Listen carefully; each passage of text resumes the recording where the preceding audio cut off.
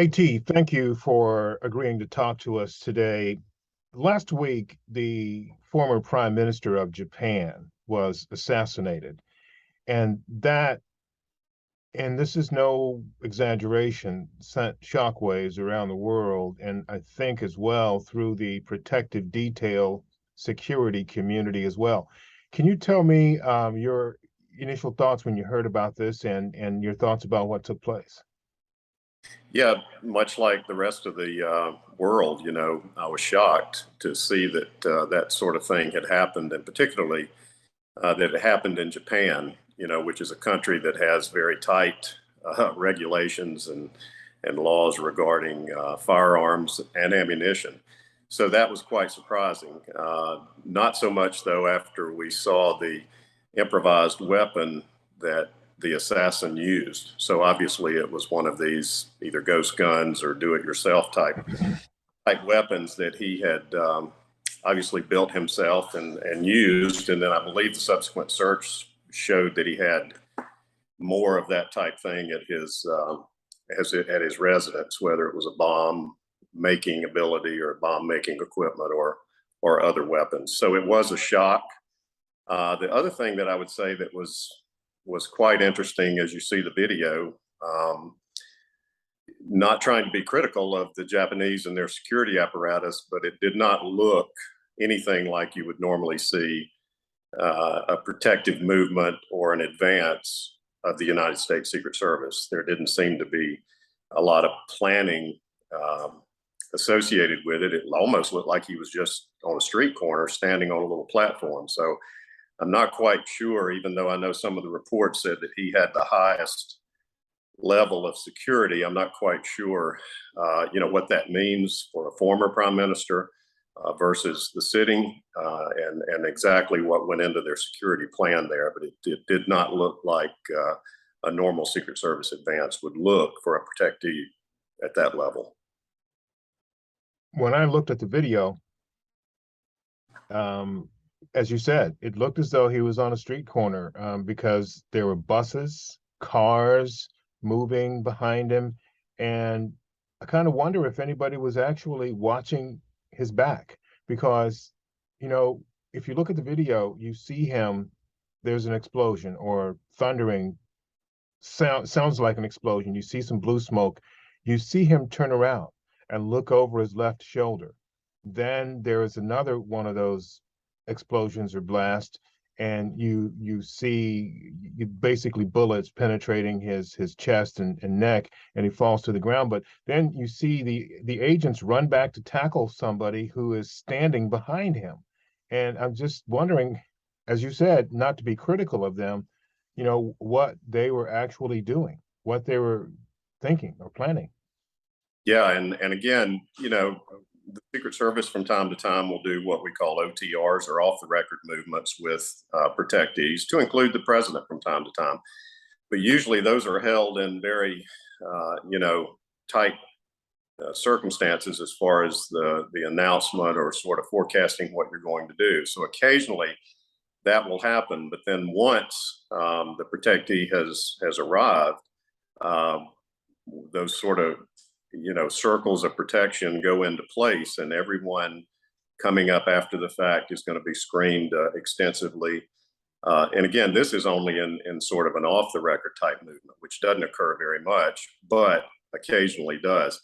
Doesn't quite look like that they were doing anything of that nature either. There didn't seem to be any magnetometer support sweeping anyone. And again, this may just come from their comfort in terms of the fact that they have so few gun-related incidents in that country each year. Yeah. So I want to talk to you about the message that this assassination sends, first to the protective community, Secret Service and those types of organizations in other countries as well. And then secondly, and I'll ask this question separately, the message that it sends to people who have this kind of protection, whether it's there in Japan or any other country, and certainly here in the U.S., but this day and time. But first, the message this sends to the Secret Service. Well, I think the Secret Service is very adept at looking at incidents, and they will take a full uh, review of this incident, even though obviously they were not involved in it in any sort of way. But anytime there is an assassination attempt anywhere in the world, either the folks involved in the training division or the intelligence section of the Secret Service will sort of dissect this and make their own assessment as to what went wrong and what could be improved. And obviously, in any way that we can apply that or they can apply that to the procedures of the Secret Service, that will be done. In terms of the shockwave, I think it does, it is certainly heard around the world. And I think most all protective details will take a look at this. And, it's a lesson learned from a tragic incident like this. You learn ways to do things better, best practices, if you will. And so again, while that particular incident didn't seem to have a lot of security planning, I'm sure that will cause other protective details around the world to continue to, be a little bit more circumspect of a crowd that they might be going into, or certainly do more in terms of the security arrangements prior to. And again, as you and I just said, this almost looked like an off the record or an ad hoc sort of a stop during obviously their political or a campaign season in Japan. Yeah, AT, to the other question, you mentioned earlier that it seemed as though this individual might have, well, he clearly had a homemade weapon, and you called it a ghost gun. And that is essentially what the U.S. is struggling with right now, ghost guns, and I think other countries as well. But him having that, and I understand he learned how to make this on YouTube, that kind of, inspiration and skill is not unique to this individual. And when you look at what's going on here in the US, we've seen threats against Supreme Court justices. We know that members of Congress have been threatened. And we know with this current situation with the January 6th committee hearings and other activities related to the January 6th riot going on, there are some significant concerns right now for politicians in the US. So what message do you think that sends, this assassination sends to them? Well, I think again, in terms of those protective details, who are protecting the people that we just talked about, I think it's a lesson learned, and it will certainly tee them up to be a lot more vigilant than they would otherwise be. I'm not saying that they're not or that there's any lack thereof, but it just serves as a lesson learned. So the unfortunate thing is that we're in such a volatile time. Things that, as you've said, we've seen occur over the last couple of years are almost unthinkable. They're things that we didn't think we would see in this country.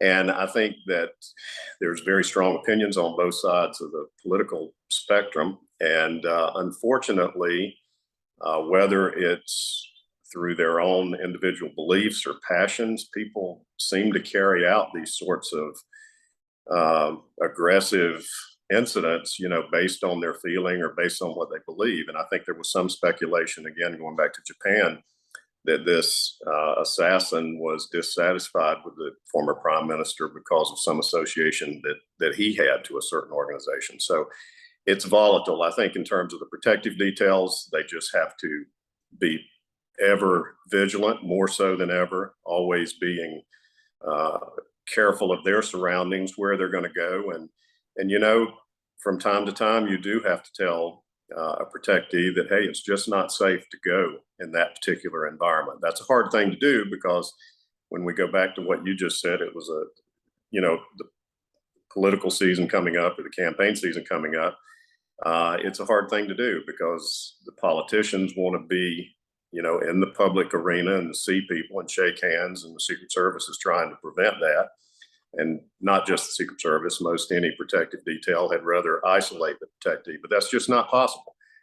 In our society in particular, it's a give and take. And so I think that this just, in essence, serves as another reminder, not necessarily a wake-up call, but a reminder that we've got to be diligent in the duty that these protective details have. It is election season in the US, and I think every member of Congress, 400 plus are going to be out and about between now and November.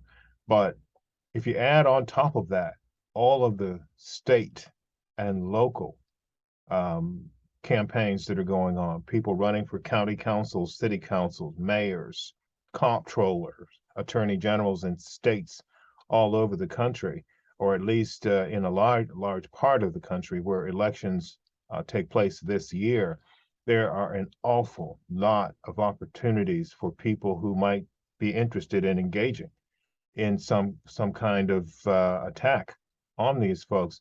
I was speaking with one of your former colleagues who's still active in the Secret Service world, and this individual said to me that it is a new day when you take social media, ghost guns, the climate in this country, and the fact that this is an election year into consideration. I'm wondering what kinds of things generally do general folks, politicians need to take into consideration. Step aside from your, you know, protective expertise, but just talk about common sense that folks who are running for offices, things that they might need to think about, because a lot of these folks aren't going to have details. Right.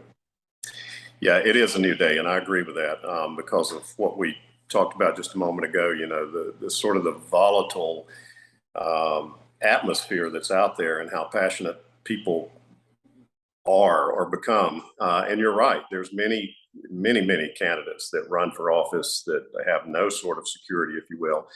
I would just say that any candidate running for office, probably if there's a public event, would, you know, at the very least want to check in with local law enforcement, see if they can obtain, you know, the presence of local law enforcement at an event like that. Sometimes just, you know, a uniform and a patrol car can serve as a deterrent to somebody that otherwise might see an opportunity. So there's a lot of things that can be done sort of locally like that, if you will. But in terms of the larger details, and again, they are scaled. They're actually scaled to the protectee. And so each of them will have to continue to be more vigilant and make sure that just, you know, every possible avenue and base is covered.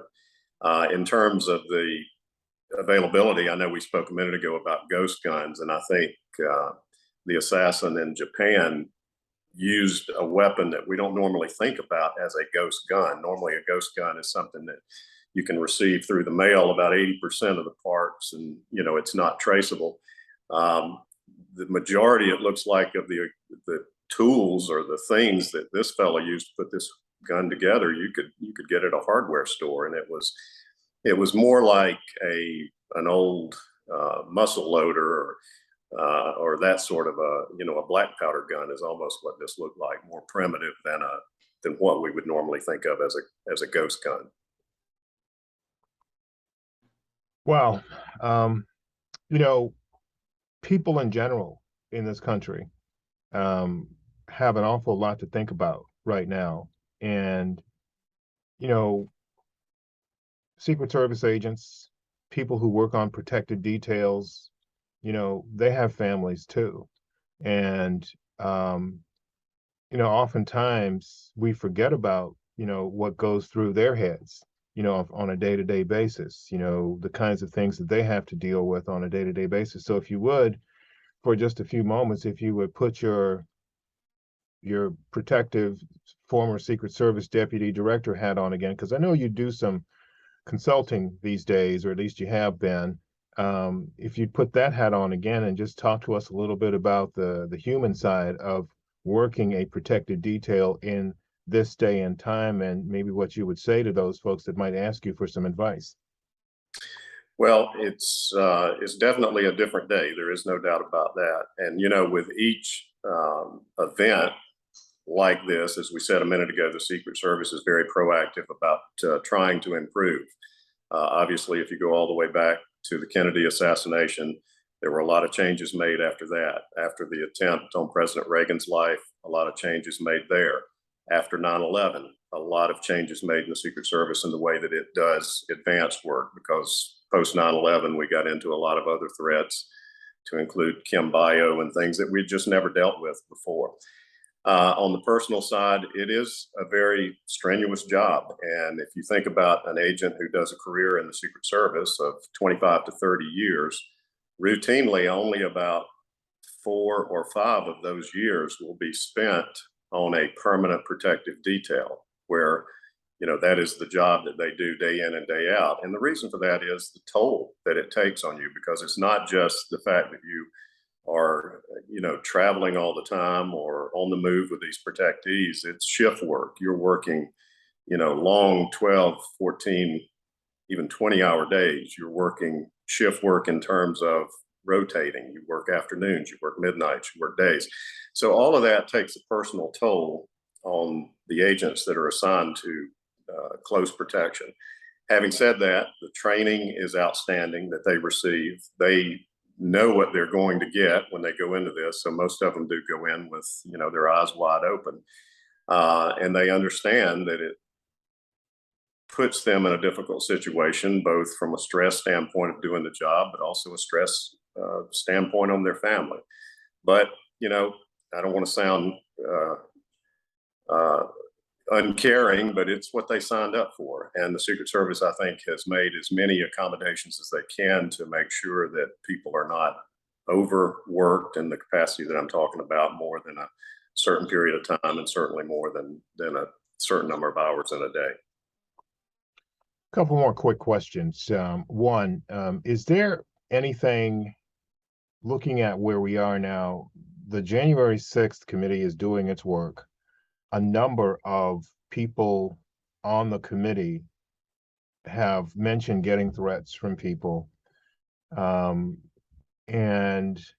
a number of people have testified at these hearings about where their mindset was when they were supposedly involved in the riot on the day of January 6th, and how they now see a different side of things, a different picture.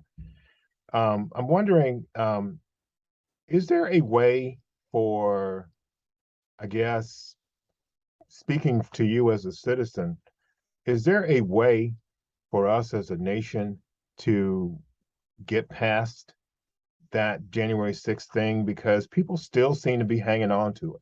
Some people are still hanging on to anger about that. So is there a way to get past that? And I asked you that as a citizen and as a man, as somebody who is a family person, and there are risks out there that people might do something based on a misunderstanding, do something based on something they've read that's absolutely wrong. How do we get past this time? I go back to what you and I talked about, I think, in one of our earlier podcasts or interviews. People need to just take a step back, I believe. Don't be tied to one particular news organization in terms of what's going on in the world. Have a variety and look at things and think through these things. As you just said, a lot of the problems that we see out there and these threats are almost like knee-jerk reactions by people that are passionate, but don't take the time to sort of look and analyze at the full field here, the playing field, if you will, and instead, go off one thought or one direction from somewhere or some person that might have been giving these directions that's completely off base, or as you just said, completely asserting things that are just untrue or outright lies. So I think, and I continue to be surprised, as an American, someone who's passionate about our country, sort of the take that some of these folks, positions they take. I mean, I tell people a lot when I speak to groups or do things, you're never going to get it your way 100% every time. I mean, this country was built on compromise. And, I heard a quote one day from, I think it was Morgan Freeman or someone, that said, just because I disagree with you doesn't mean that I should hate you. And I think we need more of that. And I guess what I'm trying to say is that we need to be more civil and more respectful about what someone else, may have in the way of their own opinion. So it's a hard thing to overcome. And as we've talked about before, JJ, it's unfortunate. It seems that the country's just 50-50 right now. And I just back away for a minute and, let cooler heads prevail. Yeah. Take a minute, step back, take a deep breath. Always works. It always works well. AT, is there anything you want to add that I haven't asked you about that you think is important?